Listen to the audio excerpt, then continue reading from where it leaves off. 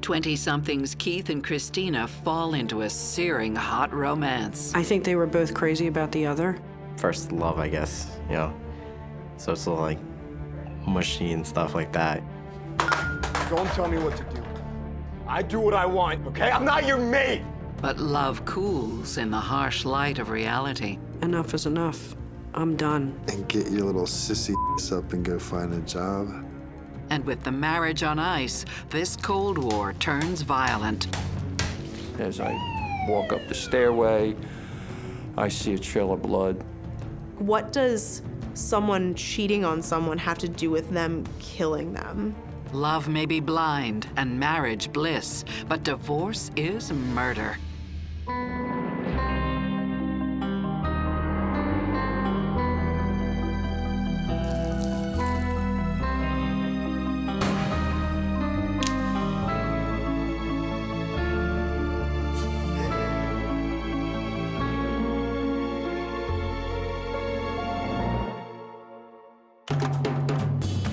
At the age of 19, Christina Corrigan is ready for anything, including the Big Apple. We drove up to New York, and I had never been to New York City, so I was just like, oh my gosh, it's awesome. Brooklyn Heights is very, really cute little neighborhood, and I was just so excited for her. It is a big move, and I was really proud of her because, I mean, out of all of our friends, she was the only one to do that.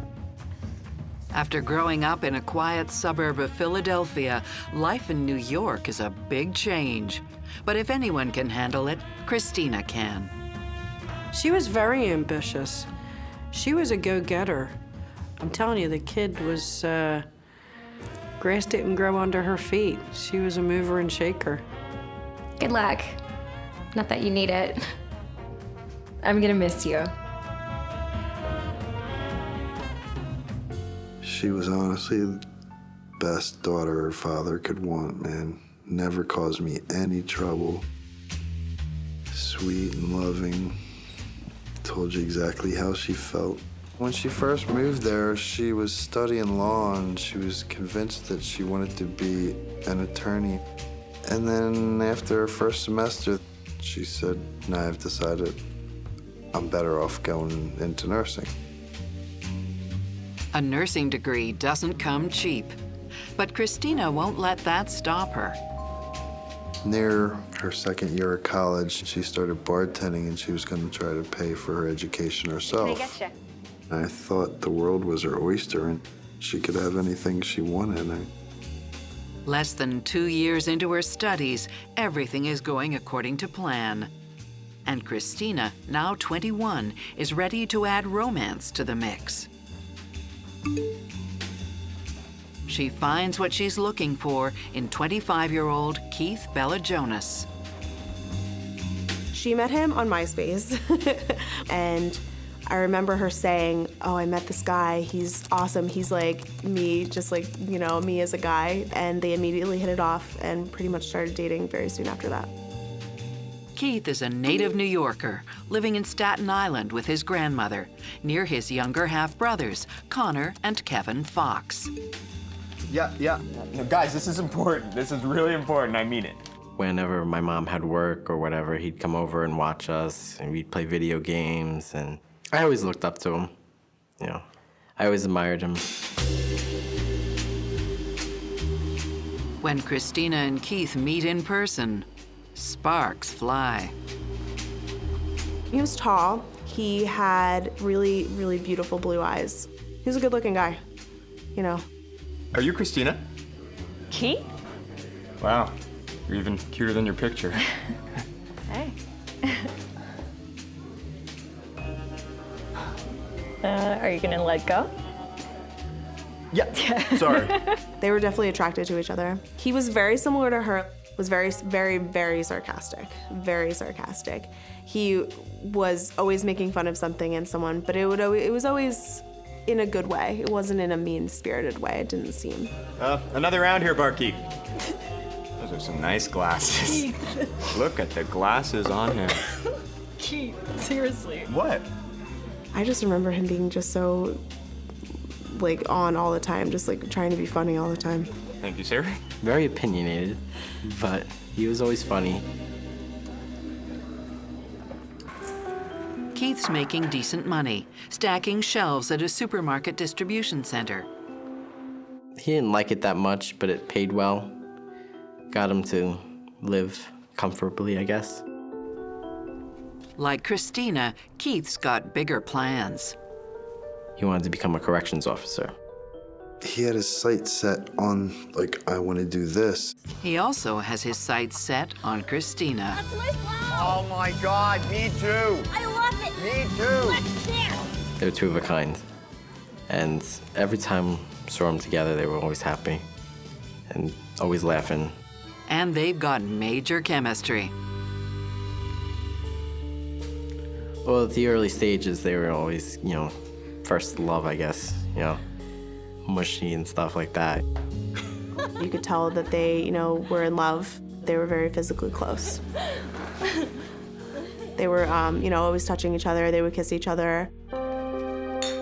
Despite some reservations, friends and family members on both sides approve of the match. So what do you think? Yeah, he seems all right. I didn't dislike Keith. I mean, does a father ever really like the guy that's banging his daughter?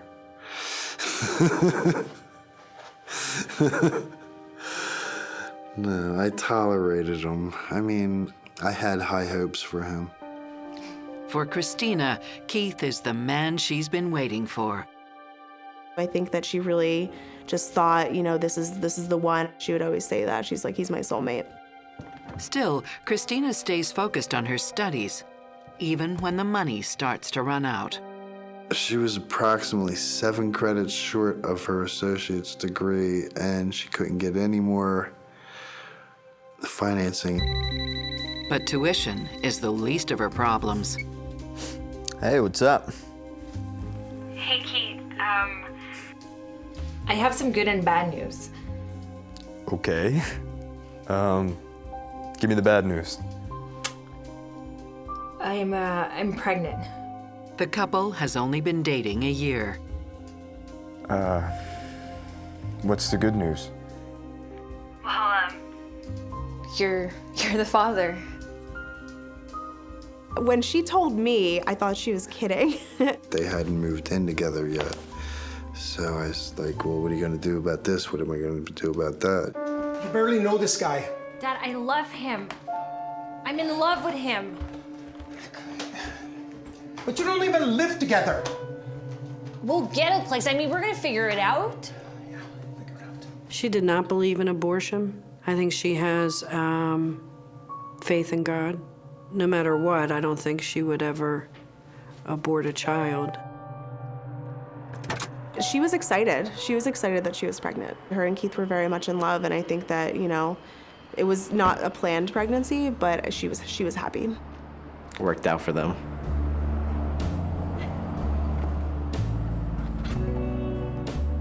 With a baby on the way, priorities have to shift. She was going to school, and then she dropped out. She quits bartending, too. Well, she quit doing everything. He was taking care of her for the first pregnancy. I'll still come in for Shirley Temples. I went to see them a few times when they lived in New York, when they lived in Staten Island. So it was just always nice to kind of like catch up and just hang out with both of them. I liked hanging out with both of them. I think he really enjoyed being a dad. So much so that just over a year later, they have a second son. He was also a surprise. They were both surprise babies. They were still in a good place. Oh, he was excited. He was very excited. Me and my brother Connor are very close in age. Like a year and 13 days apart. He always admired that. So he wanted to have kids just as close as us. Although financially stretched, they managed to get by on Keith's salary alone. Until a workplace accident changes everything. A pallet was falling. It was tipping over. They stack them pretty high. So he tried to hold it up, and doing so, the pallet sort of fell on him, and he throw out his back. Keith recovers from his injury and returns to work, and the family tries to settle back into a routine. I mean, they still struggled, but it was doable. When that routine is threatened by a third pregnancy, the couple makes a tough decision. She wouldn't abort the baby. She went full term and gave the baby up for adoption. She's very sad about it. I mean, she cried about it, and I wasn't real happy about it because, I mean, she was giving my granddaughter away. They knew they couldn't afford a third child, so they knew it was a good decision to give it to another family that's very loving and can provide the support.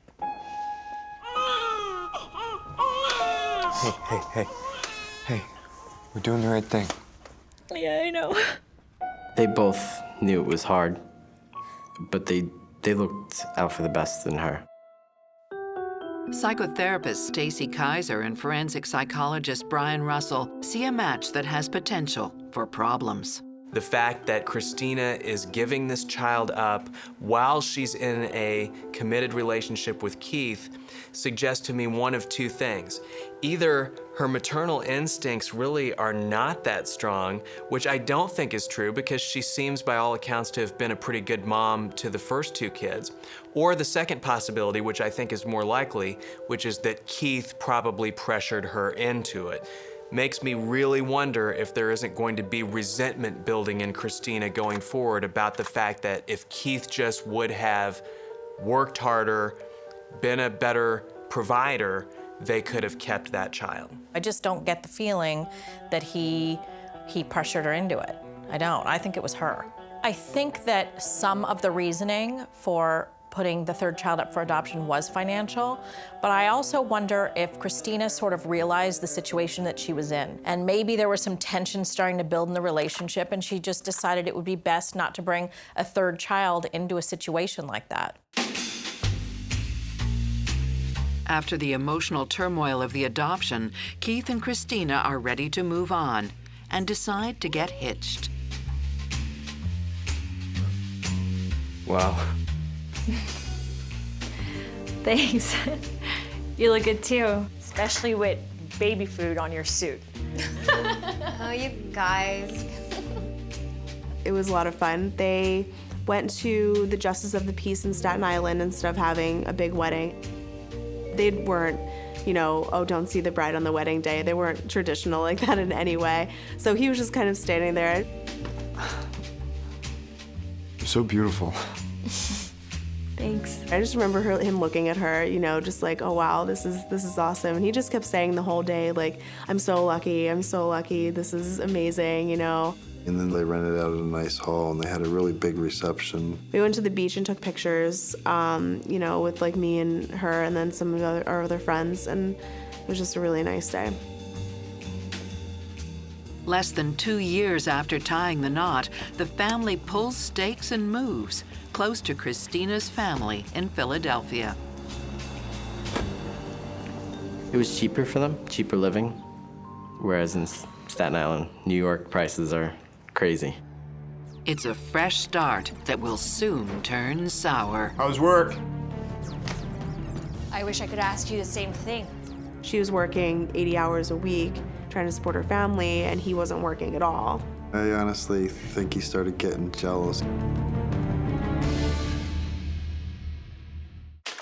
Christina and Keith Bell Jonas marry after having 2 sons and giving up a third child for adoption. In 2012, they moved to Christina's hometown of Philadelphia, hoping for a fresh start. Part of the reason why they moved to Pennsylvania was for the family support and for her to be closer to her father. She was very, very close with her father. It was great. Go right up the street, see my grandkids every weekend, and spend time with her. Hey, neighbor. Here, grab it back. Despite leaving his family behind in Staten Island, Keith is equally optimistic. He seemed glad to get out of New York, and he seemed like, all right, he was excited for a fresh start, and he had all these big plans he was going to do, and it seemed like a good thing for everybody. Christina gets a job almost right away. Hi. How's it going today? So she worked as a CNA, which is a certified nursing assistant at a nursing home in Philly, in the Philly area. Physically and emotionally, it's a very difficult job. She made tons of friends there. She loved the people, wasn't crazy about the job, but didn't hate it, you know. And Keith is ready to pursue his longtime ambition, to work in a prison.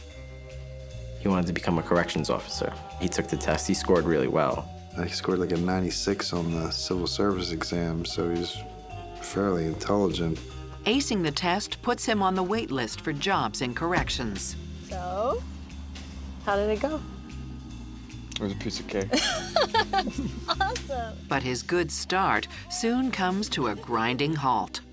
He never would go out look for jobs, and that really upset her because she was working so hard.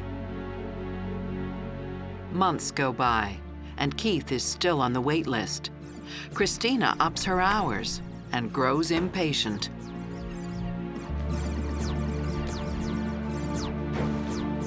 How's work? I wish I could ask you the same thing. She wanted him to find a job. She also wanted him to help her around the house more. You know, she felt like she was carrying the entire load because she was working 80 hours a week trying to support her family, and he wasn't working at all. He didn't know anyone. He didn't have a job. I think he was just feeling a little displaced, you know, from his home. And I think that started to have a wear on their relationship. Guys, go play in your room. Guys, go play in your room. Go on. A lot of toys there. Keith's dark mood is affecting the whole family. Like, first the laziness became more and more, and the detachment from the boys. She started getting disgusted. Babe, I'm on the wait list. That means I gotta wait. No. What you gotta do is get off of your lazy ass and find yourself a frickin' job. Christina's not the type to mince words.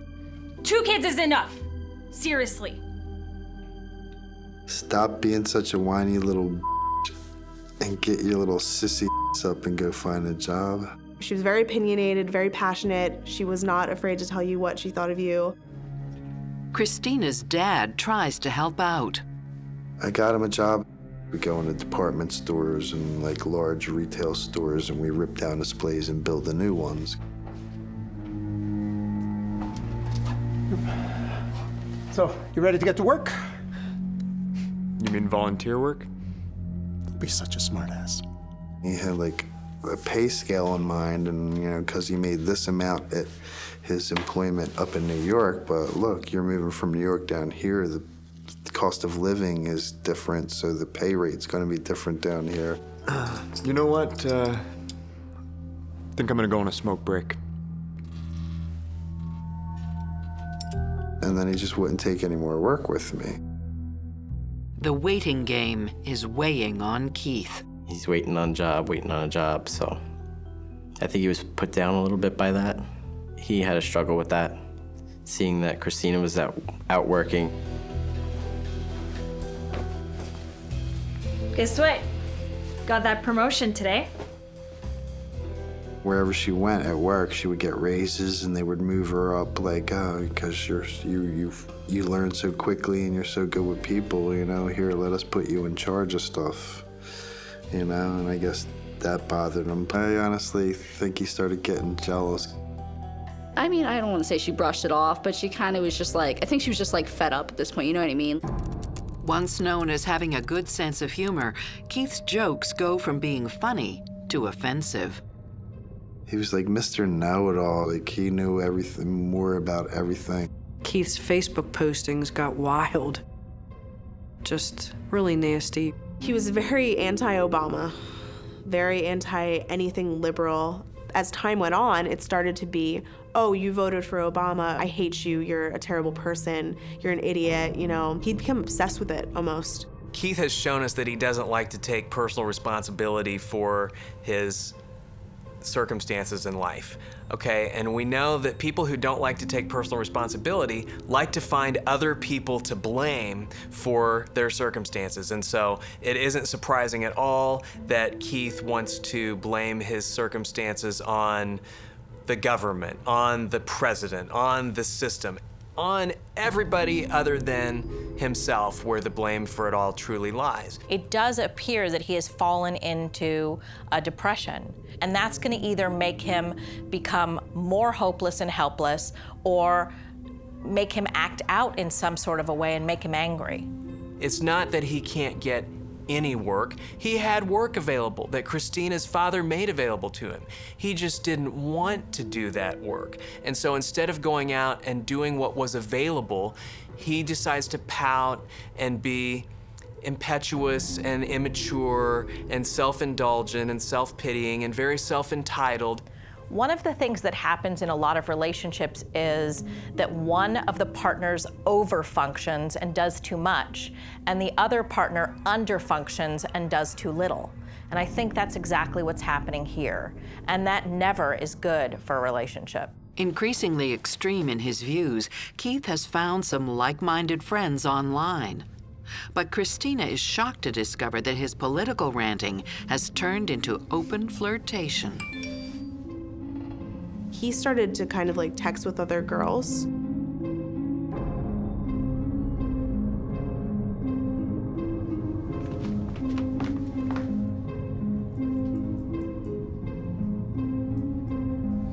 What the hell, Keith? Who is she? Look, it's nothing. It's nothing. She's just a friend. It's nothing. You're incredible. He would always say, I'm not meeting these girls, I'm not cheating on you, you know, I'm not having sex with anybody else. But, you know, that to me is cheating. It's being unfaithful. Texting is one thing, but exchanging sexy photos is quite another.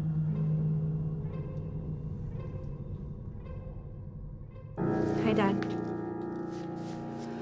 Could be doing better. She's like, I just found pictures on his phone, like inappropriate pictures that he had sent to this woman. I don't know. What are you doing? Let me call you back. I want a divorce. What? When I come back here, I want you gone. I want you out. You can't be serious. She asked him to leave, and then she went to visit friends in Boston. Friends and family hope the decision marks a fresh start. Don't tell me what to do. No such luck. He was still the father of her children. Keith was getting more and more and more angry.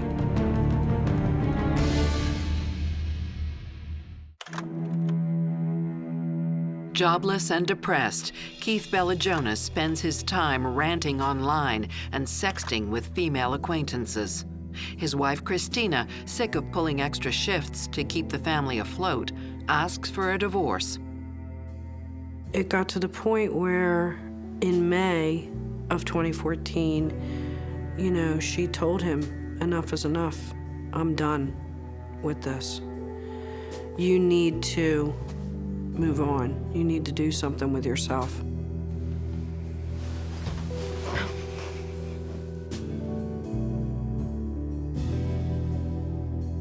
But then Christina has a change of heart.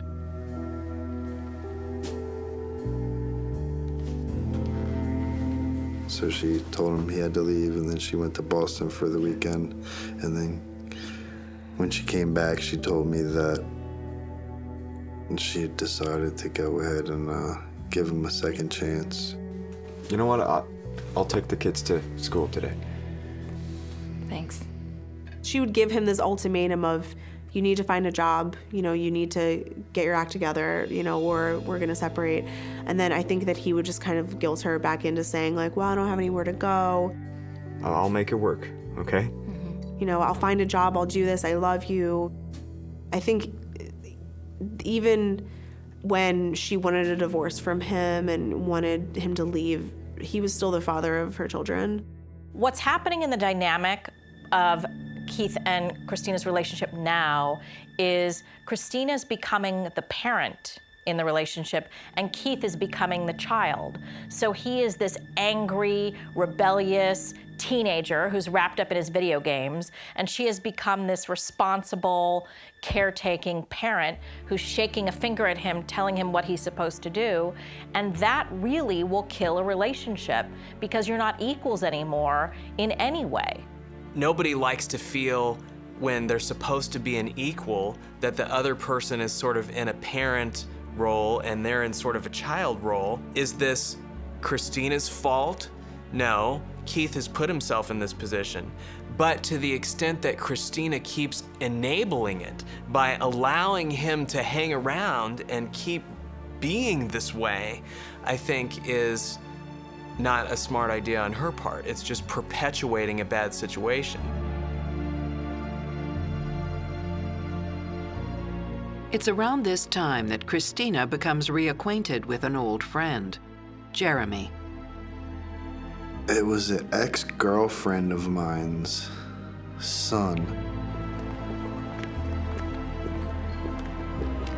Hey, Jeremy. Wow, Christina. She was friends with my ex-girlfriend on Facebook, and she remembered her fondly from her childhood, so she went to hang out with her. Jeremy is there, and he takes a shine to Christina. Though he's not exactly a father's dream suitor for his daughter, he's on parole. He got himself jammed up for some stupid crap. He was like 19 or 20, and he had sex with an underage girl. They were boyfriend-girlfriend, and her parents approved, but apparently he got statutory rape anyway. You want to get a coffee or a drink sometime? Yeah, for sure. Christina is open to friendship, especially with a familiar face. That was the person she went to because they had known each other forever, apparently. Keith and Christina's fragile truce lasts only a month, when Christina is suspended from her job as a nursing aide. Are you serious? I didn't do anything wrong. An elderly resident has complained about Christina, and the nursing home has to look into it. So my daughter was put on administrative suspension until they straightened it all out. So she was suspended for 5 days and lost 5 days worth of work. And she sat at home worrying about, am I gonna lose my job? I did nothing wrong, I might be losing my job. And she got fed up with the place. When Christina is invited back to work, she quits instead.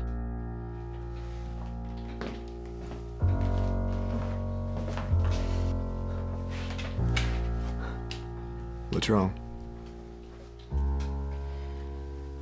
I'm not going back. Well, what are we gonna do? He said, you better go out and find another job. Of course, she had to work. He was the grand poobah sitting at home with fans on him, sitting back eating grapes. Maybe you start helping out. Don't tell me what to do. Don't tell me what to do. I do what I want, okay? I'm not your mate! It was a very strained living situation. Clean this up.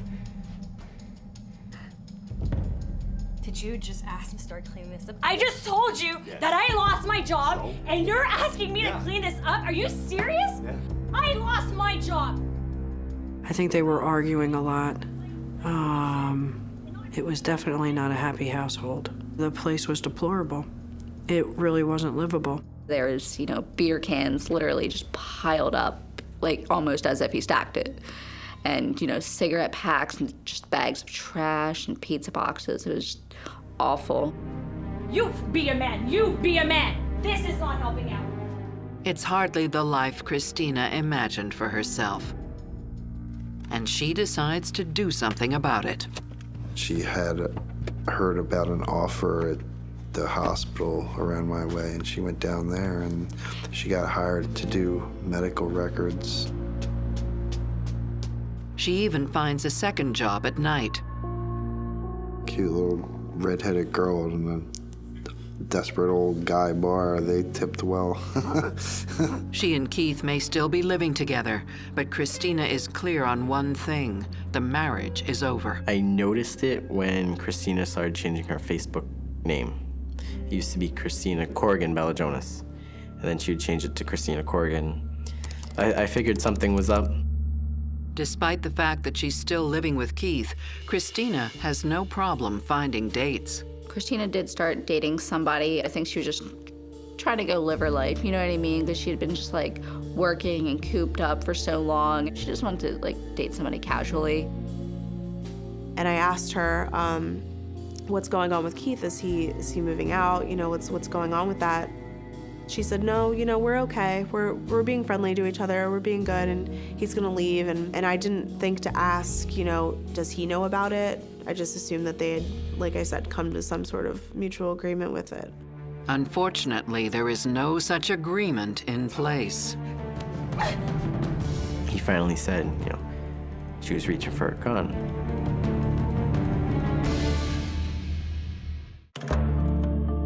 As their house and family life fall into disarray, Christina Bell Jonas, inspired by a new job and new romance, is determined to end her marriage with Keith once and for all. She told him to move out.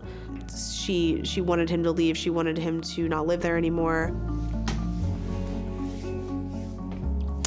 We need to talk. We do?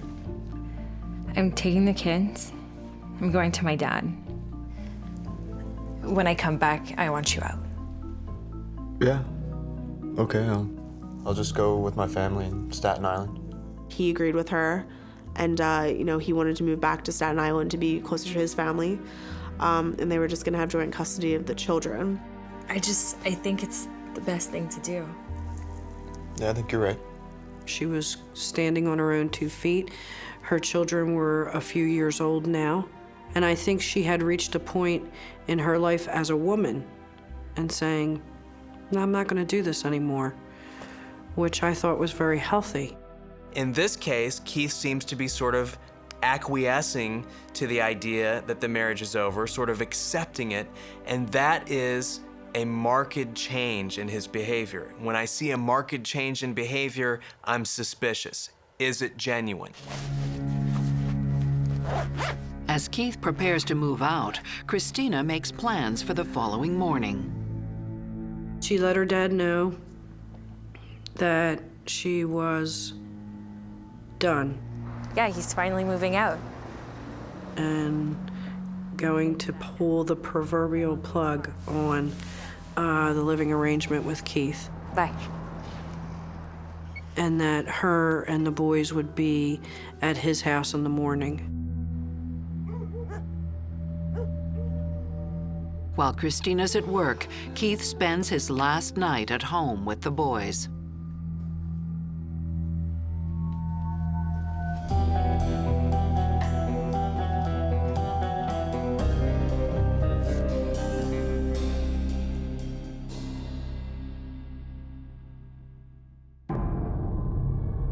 But by the wee morning hours, everything has changed.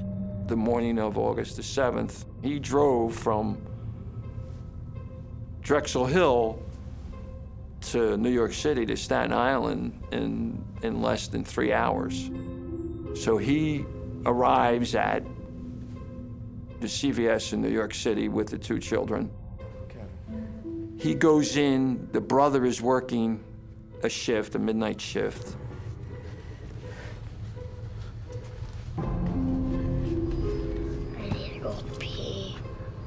Do you have a bathroom? Yeah, it's in the back. When he came into the store, you could instantly tell something was wrong. He wasn't himself. He seemed absent-minded. And his eyes were bloodshot red. What happened to your hand? Do you have bandages? Yeah. He took off his gloves and he was just bleeding everywhere. There was a few gashes on his finger, on his right index finger. I finally asked him, what happened, Keith? She tried to stab me, man. She pulled out a gun. Do you have like $5 for gas?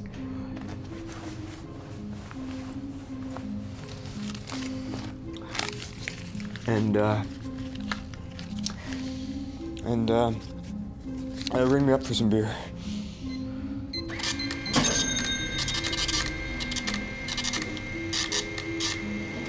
You can't pay for this, can you?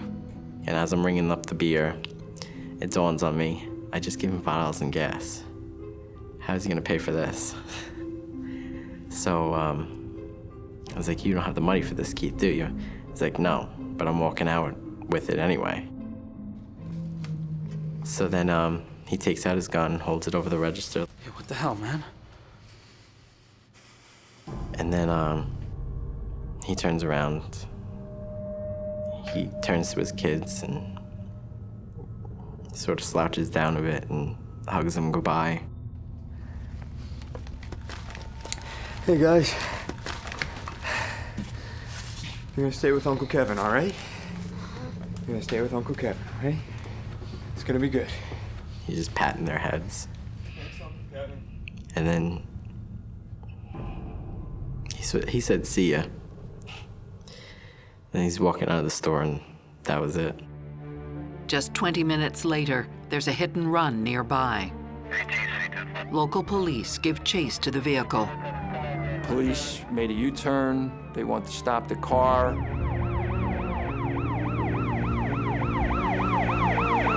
This Nissan Pathfinder with the Pennsylvania tag that was wanted, and the operator was to be armed and dangerous. But before they can make an arrest, the driver takes his own life. Meanwhile, police make a gruesome discovery at the family apartment in Philly. As I walk up the stairway, I see a trail of blood.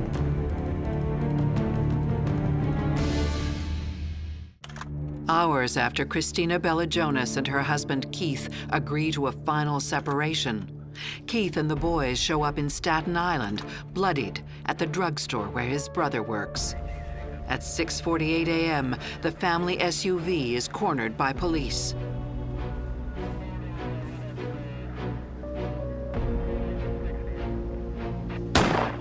Keith Bell Jonas, age 32, dies instantly from a bullet to the brain. I found out he was dead after about an hour or two after he had left. I asked him, you're not thinking of doing anything stupid, you're not thinking of taking your life. He's like, no, that'd be selfish. But his fatal wound is self-inflicted. There were at least two guns recovered, both .40 caliber, semi-automatic. It's like, everybody was like, I can't believe Keith killed himself. And like, where are the boys? Like, so I'm just like compulsively just looking at the news, just like, where are the boys? Where are the boys? The children are safe at the pharmacy with Keith's half-brother, Kevin. But the apparent suicide isn't the only terrible event of the day. Back in Philadelphia, Detective Michael Chitwood is responding to a 911 call at the home of Keith and Christina Bell Jonas. As I walk up the stairway, I see a trail of blood. I then walked toward the back where officers were standing, and they pointed out a body of a young woman. She was bloodied. You could see numerous stab wounds, and it looked like she had a gunshot wound in the top of her head.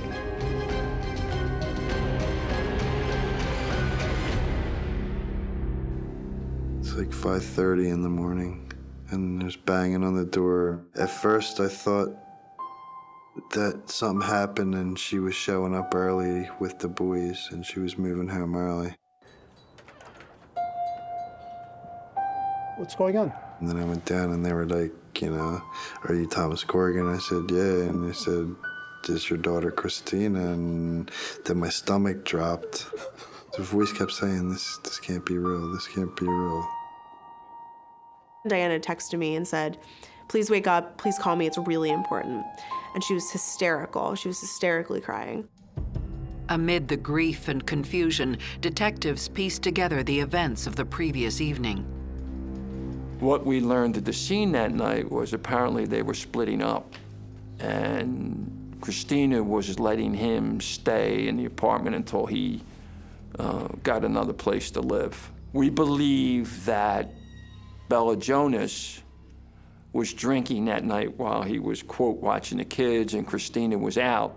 But we believe that what had happened was that Keith Bell Jonas found a box of condoms.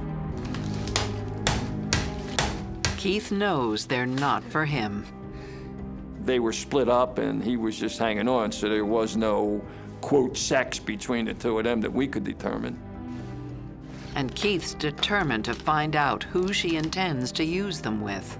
He apparently went in their handbag and found what I would describe as a racy letter that was sent by an inmate in one of the local jails in the greater Philadelphia area. The letter is from her old friend Jeremy, who has since gone back to jail for a parole violation. And in that note was the sexual encounters that the inmate had with Christina Bell Jonas, and that he wanted some pictures, and that he thinks about her every day and every night. Christina. How's it going? Christina did not respond to his advances, but Keith doesn't know that. He was attracted to her, so he used to write some inappropriate things in there, and her response was basically, look, I got enough problems. The last thing I need is yours. When Christina arrives home, Keith confronts her.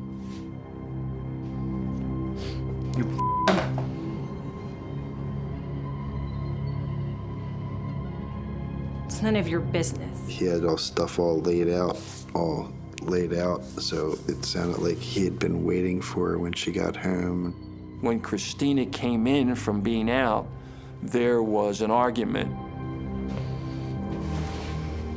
Tell me. Their argument turns deadly.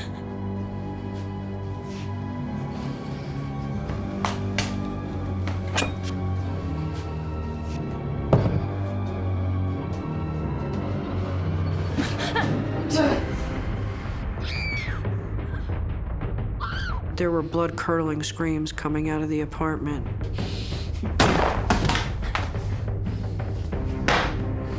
The landlord who lives on the first floor was the one who made the 911 call, and basically he said that there was a struggle, loud voices. Hi, I have an emergency. I'm here screaming, and I pop up on the second floor. I don't know if it was a gunshot. I don't know what it was. Something happened upstairs. The gunshot wound to the head and/or several of the stab wounds all could have been lethal because she was really cut up bad.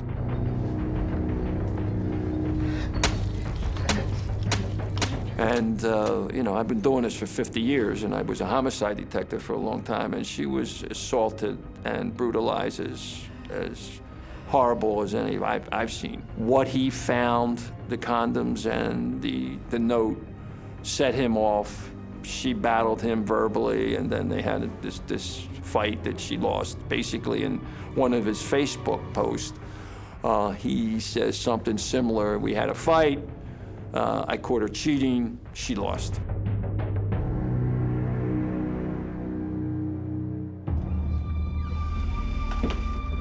Somebody just ran down the steps with the kids. Here we go, guys. Come on. Let's get in the car. We issued the Amber Alert because of the children. When there's a horrible crime, one of the very first things we're concerned about is the safety of the children.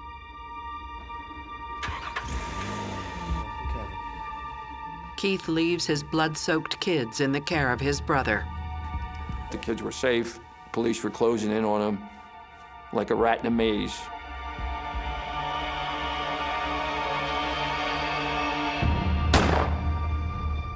It was a crime committed. The crime is solved. The murderer is dead. The children are safe. Period. End of the day. So when you look at it from a policing perspective, it's kind of a wrap-up. It's a slam dunk. It's very possible for a sociopath to have two completely different things going on at the same time, and that is what is happening here with Keith. So in one moment, he can be having some concern for his children and dropping them off to be taken care of. While in the same moment, he's very wrapped up in the adrenaline of the rage killing that he just performed.